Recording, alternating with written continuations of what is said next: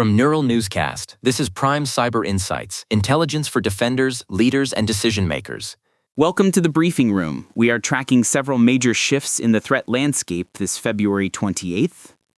Joining us today is Chad Thompson, a director-level AI and security leader with a systems-level perspective on automation, enterprise risk, and operational resilience. Chad, great to have you.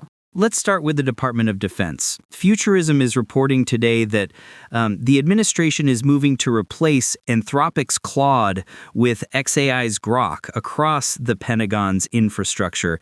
This comes despite significant pushback from federal insiders who cite concerns over data poisoning, where new information corrupts foundational training data and lower performance benchmarks. It's a high-stakes pivot, Aaron.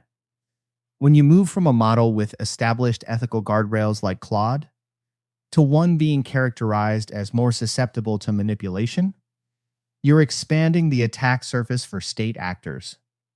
Data poisoning in a military context isn't just a technical glitch.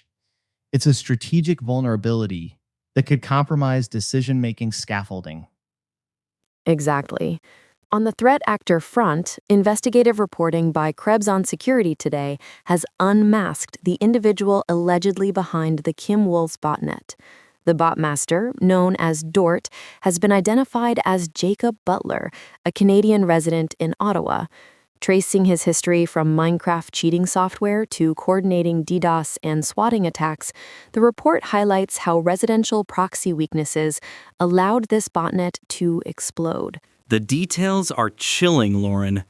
Butler apparently graduated from stealing Xbox Game Pass accounts to running a botnet that targets poorly defended internal devices like TV boxes. It's a reminder of how quickly low-level gaming exploits can scale into national-level security threats when residential proxies are misused. That's notable. Turning to cloud security, a report from the Hacker News this morning reveals a major issue with Google Cloud API keys.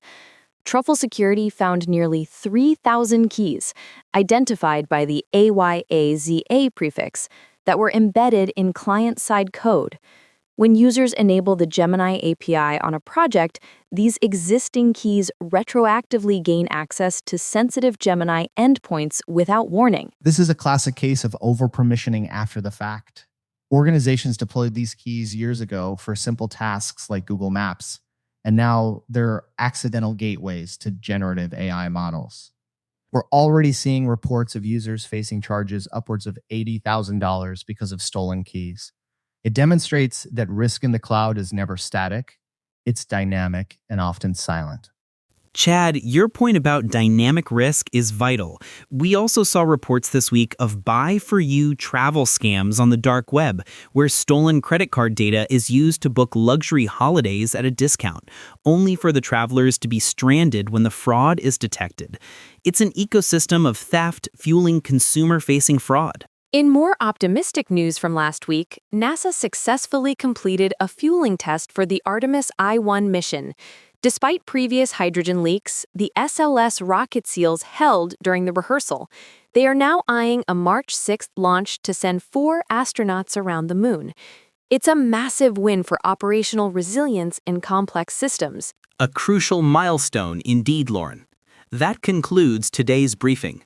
Stay sharp and prioritize those key rotations. This has been Prime Cyber Insights. Find more analysis at pci.neuralnewscast.com. Neural Newscast is AI-assisted, human-reviewed. View our AI transparency policy at neuralnewscast.com. This has been Prime Cyber Insights on Neural Newscast, intelligence for defenders, leaders, and decision-makers. Neural Newscast uses artificial intelligence in content creation, with human editorial review prior to publication. While we strive for factual, unbiased reporting, AI-assisted content may occasionally contain errors. Verify critical information with trusted sources. Learn more at neuralnewscast.com.